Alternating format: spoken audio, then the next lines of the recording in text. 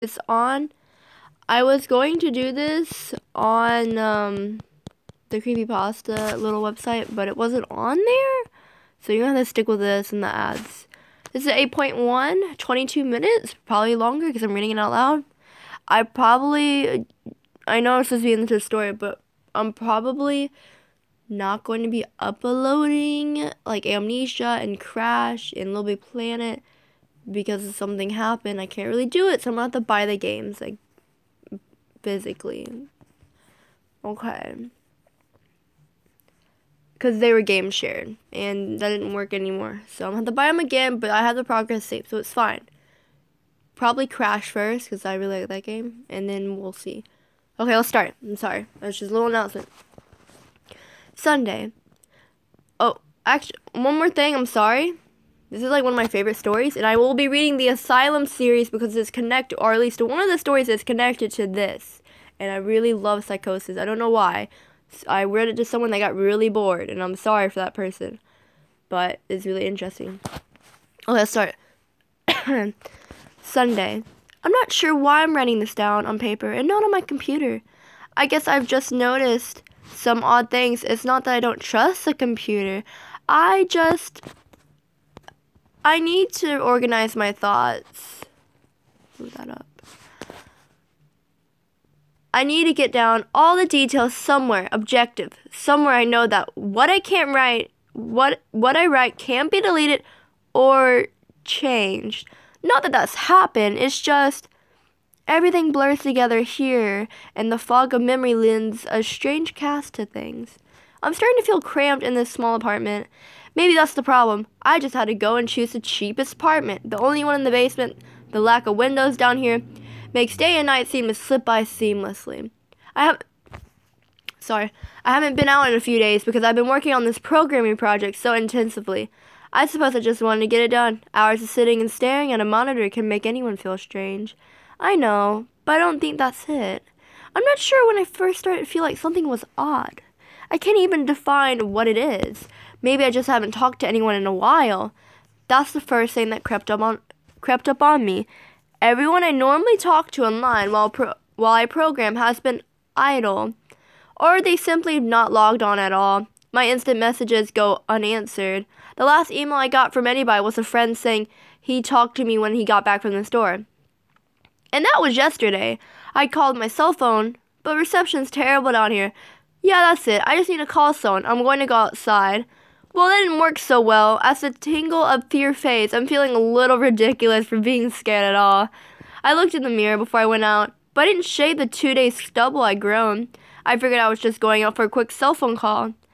I did change my shirt, though, because it was lunchtime, and I guessed that I'd run into at least one person I knew. That didn't end up happening. I wish it did.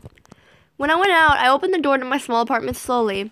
A small feeling of apprehension had somehow already lodged itself in me. Sorry, these commercials. I don't know if I will get flagged for this, but this is what I'm gonna do.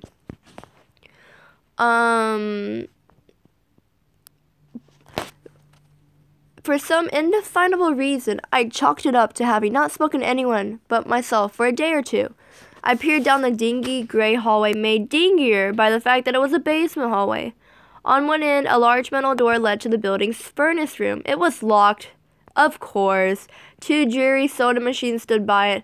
I bought a soda from one the first day I moved in, but it had a 2-year-old expiration date.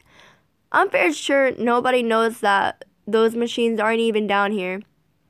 Or my cheap landlady just doesn't care to get them restocked. I closed my door softly and walked the other direction, taking care not to make a sound. I have no idea why I chose to do that, but it was fun giving in to the strange impulse not to break the droning hum of the soda machines. At least for the moment, I got to the stairwell and took the stairs up to the building's front door. I looked through the heavy door's small square window and received quite the shock.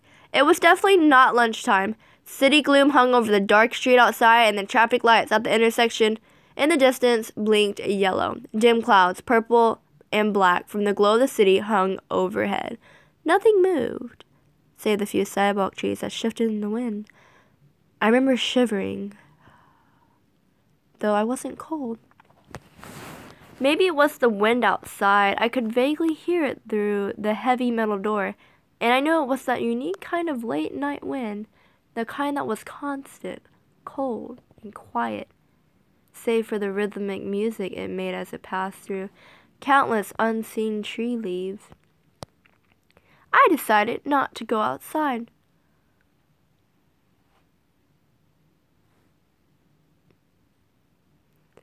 Sorry, I was looking at something. Instead, I lifted my cell phone to the door's little window and checked the signal meter. The bars filled up the meter, and I smiled. Time to hear someone else's voice. I remember thinking, relieved. It was such a strange thing to be afraid of nothing. I shook my head, laughing at myself silently. I hit speed dial for my best friend Amy's number and held the phone up to my ear. It rang once, but then it stopped. Nothing happened. I listened to silence for a good 20 seconds, then hung up. I frowned and looked at the signal meter again. Still full. I went to dial her number again, but then my phone rang in my ear. Rang in my head. Sorry, I don't think I'm sick, but I've been coughing. Phone rang in my hand, startling me. I put it up to my ear. Hello? I asked immediately, fighting down a small shock at hearing the first spoken voice in days. Even if it was my own, I had gotten used to the droning hum of the building's inner workings. My computer and the soda machines in the hallway. There was no response to my greeting at first. But then finally a voice came. Hey, said a clear male voice, obviously of college age like me. Who's this? John, I replied confused. Oh, sorry, wrong number, he replied, then hung up. I lowered the phone slowly and leaned against the thick brick wall of the stairwell. That was strange. I legitimately received call slips, but the number was unfamiliar. Before I could think on it any further, the phone rang loudly, shocking me yet again.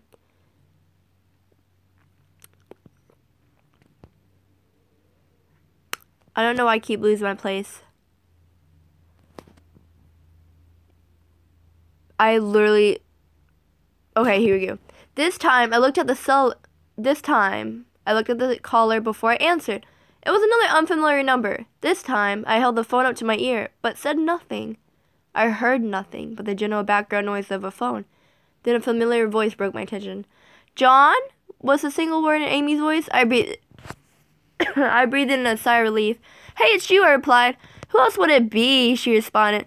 Oh, the number. I'm at a party on 7th Street, and my phone died just as she called me. This is someone else's phone, obviously. Oh, okay, I said. Where are you? She asked. My eyes glanced over the drab whitewashed cylinder block walls and the heavy metal door of the small window. At my building, I sighed, just feeling cooped up. I didn't realize it was so late. You should come here, she said, laughing.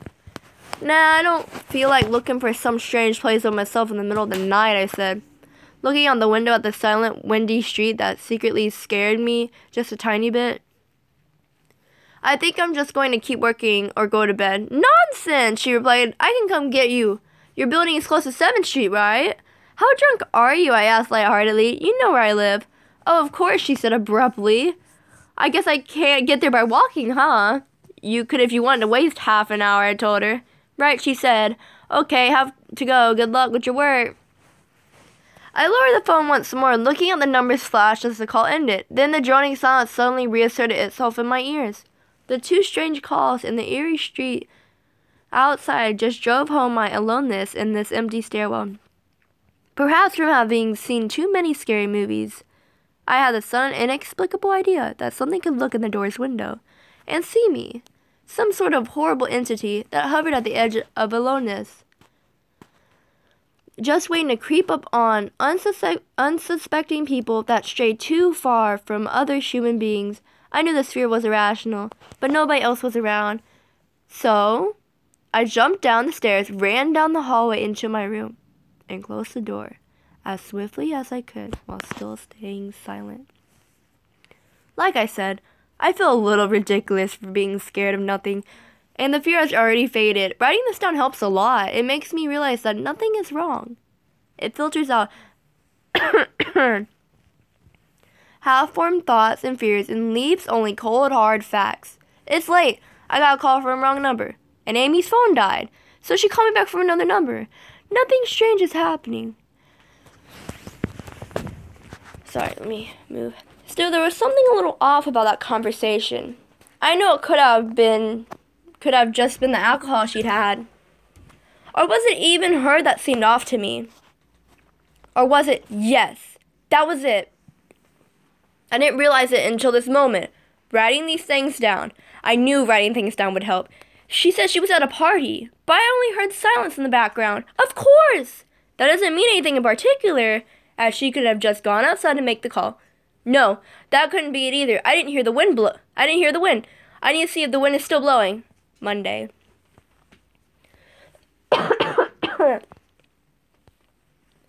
I forgot to finish writing last night.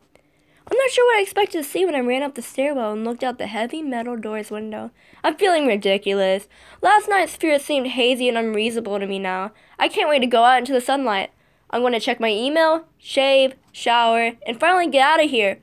Wait, I think I heard something.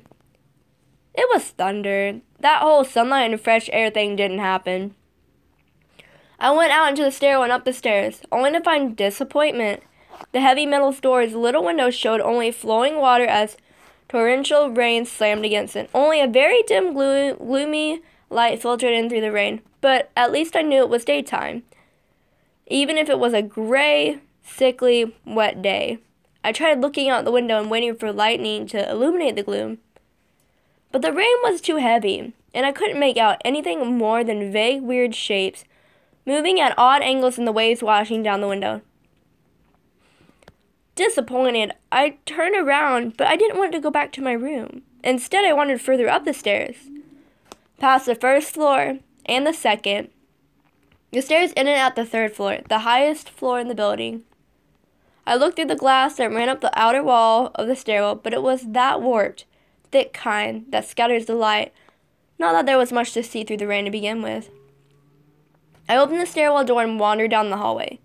The 10 or so thick wooden doors painted blue a long time ago were all closed. I listened as I walked, but it was the middle of the day, so I wasn't surprised that I heard nothing but the rain outside. As I stood there in the dim hallway, listening to the rain, I had this strange, fleeting impression that that the doors were standing like silent granite monoliths erected by some ancient forgotten civilization for some unfathomable oh my gosh. Unfathomable, I can't even, guardian purpose. Lightning flashed. I'm sorry guys, I'm not good today apparently. But I want to read the story. Lightning flashed, where was I? And I could have sworn that, for just a moment, the old grainy blue wood looked just like rough stone. I laughed at myself for letting my imagination get the best of me. But when it occurred to me that the dim gloom and lightning must mean there was a window somewhere in the hallway, a vague memory surfaced, and I suddenly recalled that the third floor had an alcove and an inset window halfway down the floor's hallway. I decided to look out into the rain and possibly see another human being. I quickly walked over to the alcove, finding the large thin glass window. Rain washed down it as with the front door's window, but I couldn't open this one. I might have to get a drink, you guys, and I don't want to.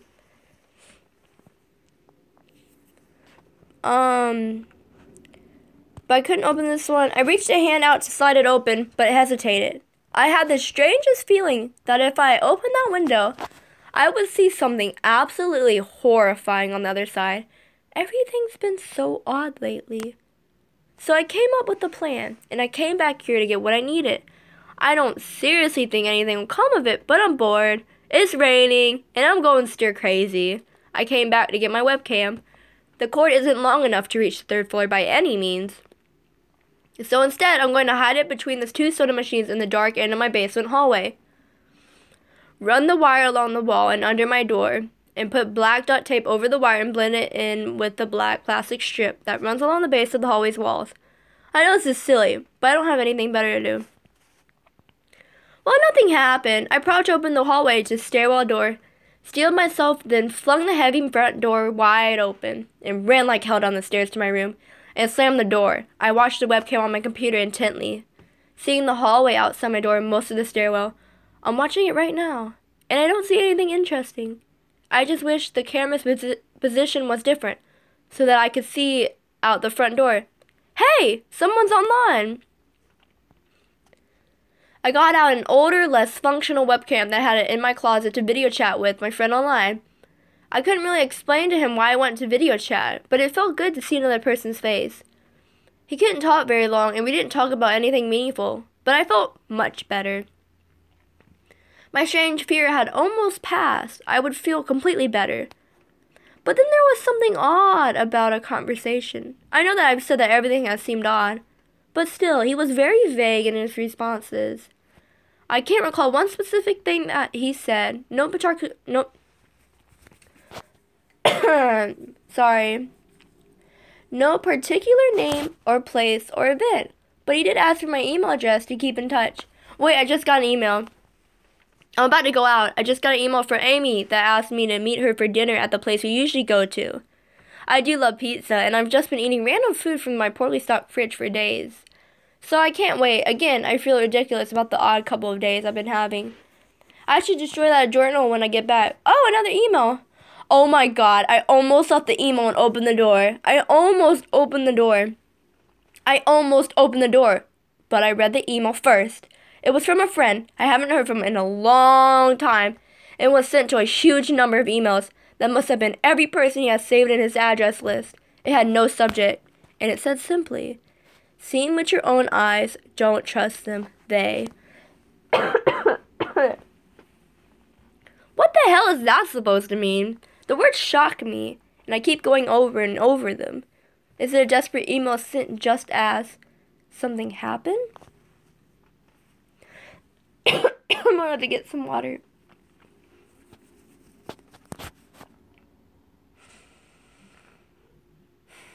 I'm gonna get some water. I'm just gonna scroll it up. I'm sorry, guys. Give me just a second.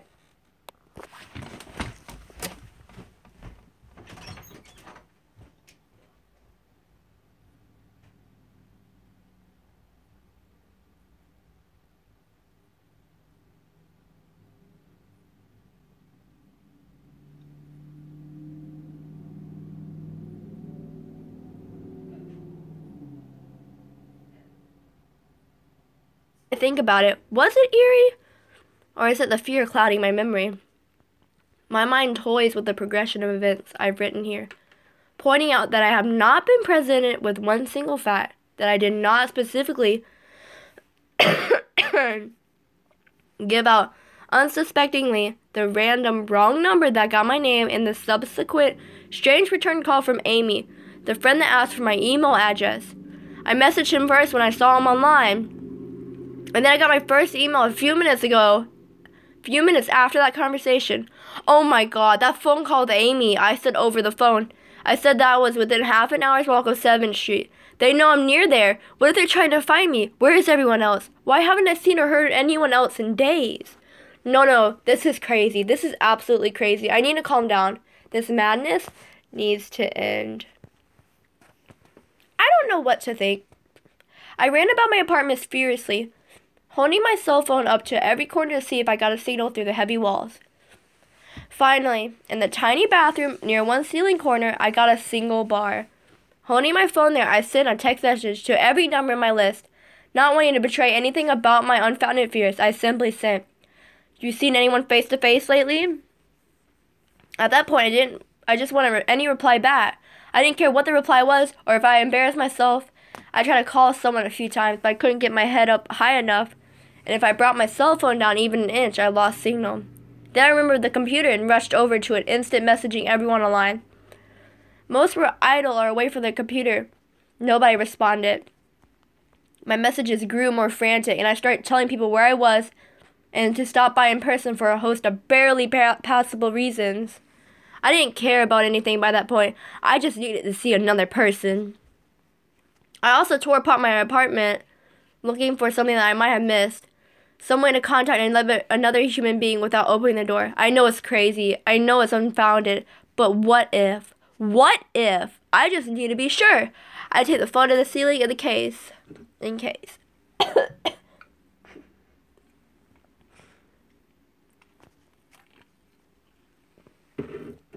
Tuesday.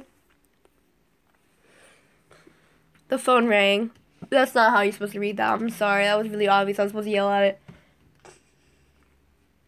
I know it's like stocked up and everything. The phone rang. Exhausted from last night's rampage, I must have fallen asleep. I woke up to the phone ringing and ran into the bathroom, stood on the toilet, and flipped open the phone taped to the ceiling. It was Amy, and I feel so much better. She was really worried about me, and apparently had been trying to contact me since the last time I talked to her.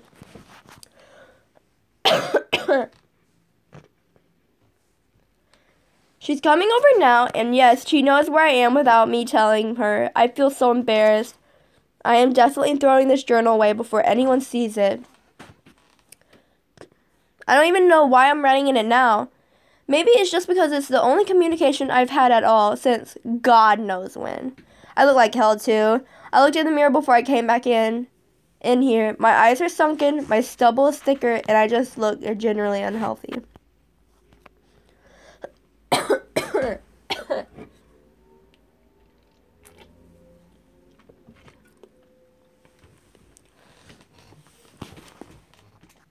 My apartment is trash, but I'm not going to clean it up. I think I need someone else to see what I've been through. These past few days have not been normal. I am not one to imagine things. I know I've been the victim of extreme probability. I probably missed seeing another person a dozen times. I just happened to go out when it was late at night or the middle of the day when everyone was gone. Everything's perfectly fine. I know this now. Plus, I found something in the closet last night that has helped me tremendously. A television. Oh my God, kill me. I'm sorry, I might delete this. My nose, man. I actually might delete this. If you can deal with the coughing, you are an amazing person. I set it up just before I wrote this, and it's on in the background. A television has always been an escape for me, and it reminds me that there's a world beyond these dingy brick walls. I'm glad Amy's the only one that responded to me after last night's frantic pestering of everyone I could contact. She's been my best friend for years. She doesn't know it, but I count the day that I met her among one of the few moments of true happiness in my life. I remember that warm summer day fondly. It seemed a different reality from this dark, rainy, lonely place.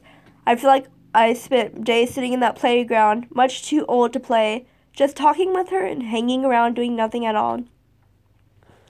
I still feel like I can go back to that moment sometimes, and it reminds me that this damn place is not all that there is. Finally, a knock on the door. Oh my... I can't even. I need to read this story. I promised I was going to read it, and I'm reading it. How long have I been recording? Already 25 minutes. Already past reading time. I thought it was odd that I couldn't see her through the camera I hid between the two soda machines. I figured that it was bad positioning, like when I couldn't see out of the front door. I should have known. After the knock, I yelled through the door jokingly that I had a camera between the soda machines. Because I was embarrassed myself that I had taken this paranoia so far. After I did that, I saw her image walk over to the camera and look down at it. She smiled and waved. "Hey," she said to the camera brightly, giving it a wry look. "It's weird, I know. I sent it to the mic, attached to my computer. I found it weird for a few days."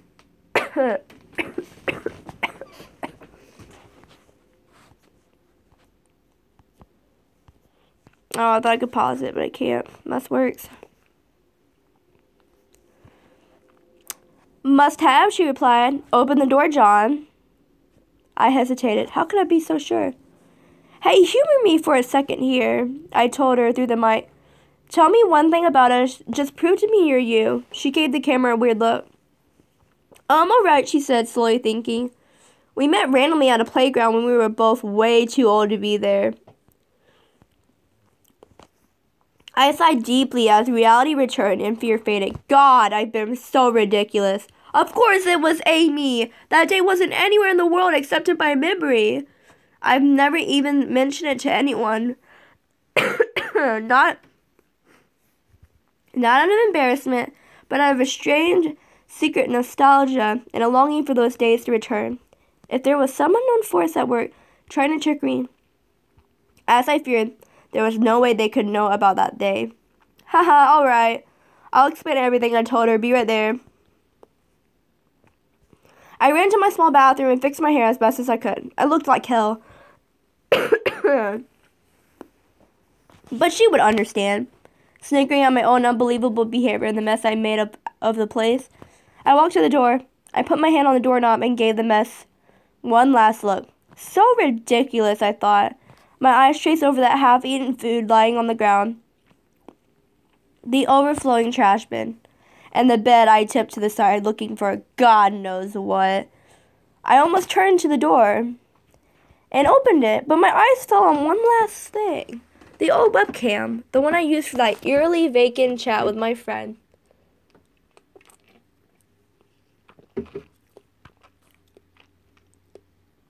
Its silent black spear lay haphazardly tossed to the side, its lens pointed at the table where this journal lay.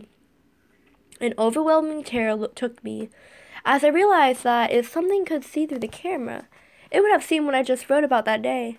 I asked her for any one thing about us, and she chose the only thing in the world that I thought they, or it, did not know. But it did. It did know it. Or it did know. It could have been watching me the whole time.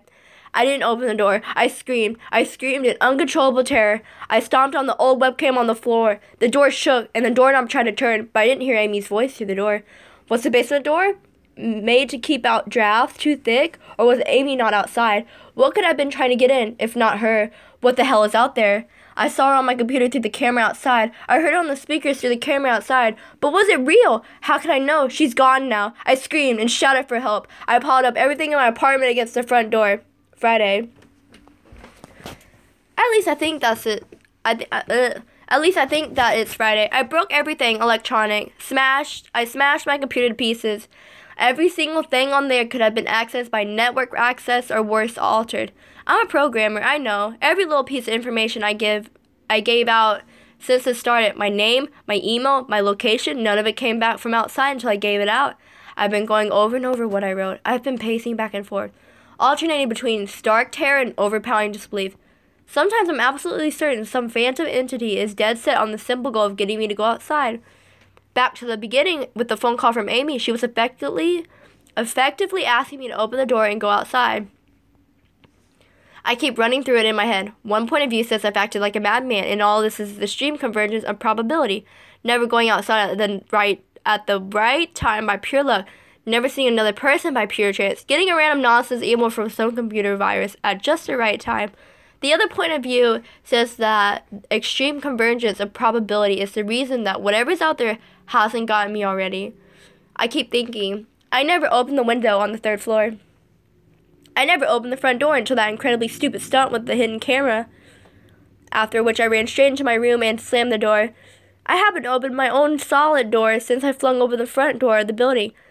Whatever's out there, if anything's out there, never made an appearance in the building before I opened the front door. Maybe the reason it wasn't in the building already was that it was elsewhere getting everyone else. And then it waited until I betrayed my existence by trying to call Amy. A call which didn't work until it called me and asked me my name. Terror literally overwhelms me every time I try to fit the pieces of this nightmare together. That email, short, cut off, was it from someone trying to get word out? Some friendly voice desperately trying to warn me before it came? See with my own eyes, don't trust them. Exactly what I've been so suspicious of. It could have masked. My nose is stocking up again. It could have masterful control of all things electronic, practicing its insidious deception to trick me into coming outside. Why can't it get in? It knocked on the door. It must have some solid presence. The door, the image of those doors in the upper hallway as guardians, monoliths, flashes back in my mind every time I trace this path of my thoughts. If there is some phantom entity trying to get me to go outside, maybe he can't get through the doors. I keep thinking back over all the books I've read or movies I've seen, trying to generate some explanation for this. Doors have always been such intense foci, or foci, one of the two. Probably foci, probably foci, of human imagination, always seen as wards or portals of special importance. Or perhaps the door's just too thick.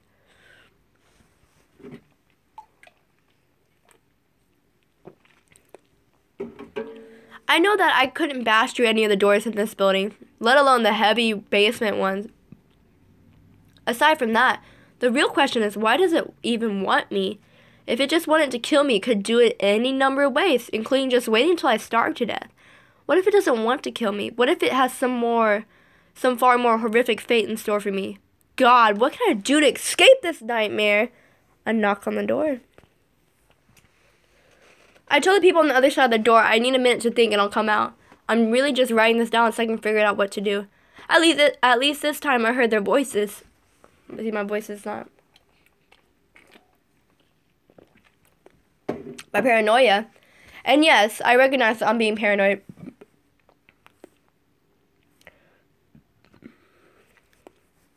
It has me thinking of all sorts of ways that their voices could be faked electronically. There could be nothing but speakers outside, simulating human voices. Did it really take them 3 days to come talk to me?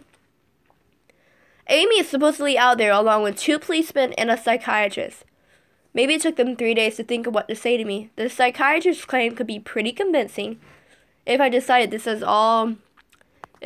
think this has all been a crazy misunderstanding and not some entity trying to trick me into opening the door. The psychiatrist had an older voice, authoritarian, but still caring. I liked it. I can't talk, I'm sorry. I liked it. I'm desperate just to see someone with my own eyes. I know that was exciting, but I didn't. Sorry. He said I have something called psychosis. And I'm just one of a nationwide epidemic of thousands of people having breakdowns triggered by a suggestive email that got through somehow. I swear he said got through somehow. I think he means spread throughout the country. Inexplicably, I can't even, I'm sorry. I can say that word. Inexplicably. Sure, that works. But I'm incredibly suspicious that the entity slipped up and revealed something. He said I am part of a wave of emergent behavior. That a lot of other people are having the same problem with the same fears even though we're never communicated. That neatly explains the strange email about my eyes that I got. I didn't get the original trigger email. I got a descendant of it. My friend could have broken down too and tried to warn everyone he knew against his paranoid fears. That's how the problem spreads. The psychiatrist claims I could have spread it too with my text and instant messages online to everyone I know. One of those people might be melting down right now after being triggered by something I sent them. Something they might interpret any way that they want. Something like a text saying, "Seen any face-to-face lately?" The psychiatrist told me that he didn't want to lose another one. That people like me are intelligent, and that's our downfall. We draw connections so well that we draw them even when they shouldn't be there. He said it's easy to get caught up in paranoia in our fast-paced world, a constantly changing place. Where more and more of our interaction is simulated. I have to give him one thing. It's a great explanation. It neatly explains everything. It perfectly explains everything, in fact. I have every reason to shake off this nightmarish fear that something of consciousness or being out there wants me to open the door so it can capture me for some horrible fate. Worse than death. It would be foolish, after hearing that explanation, to stay in here until I starve to death, just despite the entity that might have got everyone else. It would be foolish to think that, after hearing that explanation, I might be one of the last people left alive on an empty world, hiding in my secure basement room, spitting some unthinkable deceptive entity just by refusing to be captured. It's a perfect explanation for every single strange thing I've seen or heard, and I have every reason in the world to let all my fears go and open the door. That's exactly why I'm not going to. How can I be sure? How can I know what's real and what's deception? All of these damn things with their wires and their signals that originate from some unseen origin. They're not real. I can't be sure. Signals through a camera, faked video, deceptive phone calls, emails, even the television lying broken on the floor. How can I possibly know it's real? It's just signals, waves, light, the door. It's bashing on the door. It's trying to get in. I gotta take another sip of water.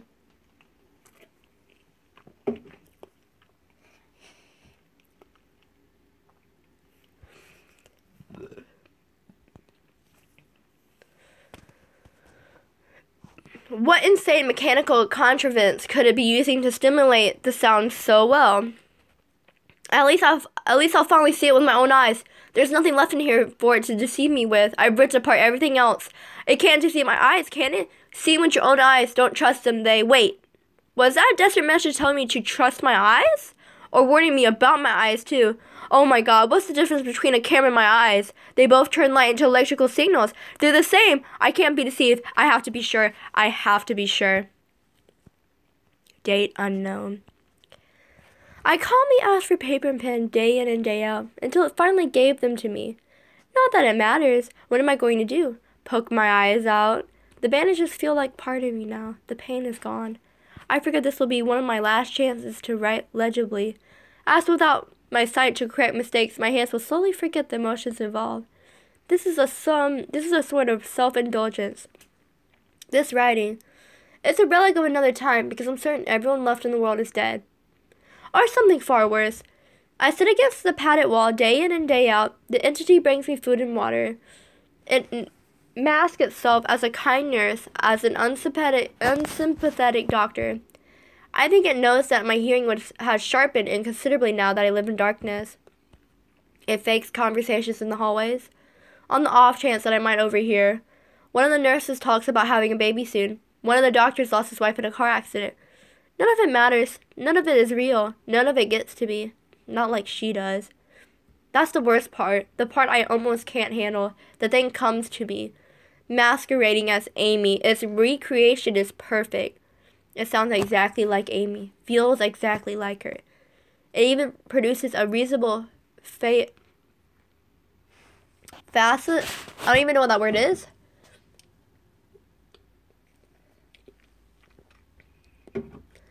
Facsimile. Yeah, facsimile. Okay, I guess. Reasonable facsimile of tears that it makes me feel on its lifeless cheeks. When it first dragged me here, it told me of the things I wanted to hear. It told me that she loved me, that she had always loved me, that it didn't understand why I did this, that we could still have a life together if only I would stop insisting that I was being deceived. It wanted me to believe. No, it needed me to believe that she was real. I almost fell for it. I really did. I doubted myself for the longest time. In the end, though, it was all too perfect, too flawless, and too real. The false Amy used to come every day and then every week, and finally stopped coming altogether. But I don't think the entity will give up. I think the waiting game is just another one of its gambits. I will resist it for the rest of my life if I have to. I don't know what happened to the rest of the world, but I do know that this thing needs me to fall for its deceptions. If it needs that, then maybe, just maybe, I am a thorn in its agenda. Maybe Amy is still alive out there somewhere, kept alive only by my will to resist the deceiver. I hold on to that hope, rocking back and forth in my soul to pass the time. I will never give in. I will never break. I am a hero. The doctor read the paper. The patient had scribbled on. It was barely readable, written in a shaky script of one who could not see. He wanted to smile at the man's steadfast resolve, a reminder of the human will to survive. But he knew that patient was completely delusional. After all, a sane man would have fallen for the deception long ago. The doctor wanted to smile. He wanted to whisper words of encouragement to the delusional man. He wanted to scream, but the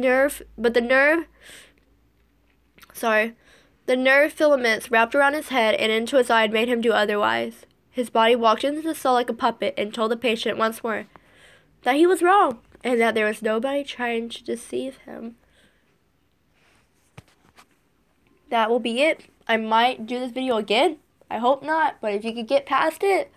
I don't think I'm sick, but I'm sounding really sick right now, I know. I'm going to do the asylum soon because I will be doing, update. I will be doing Paladins and The Sims and stuff because I do have to buy the shared games again. So, I got Ratchet & Clank, so I will start that too. I'll see you soon. Maybe tomorrow I'll start doing the Asylum series. I don't know if I have time. Totes. Bye, you guys.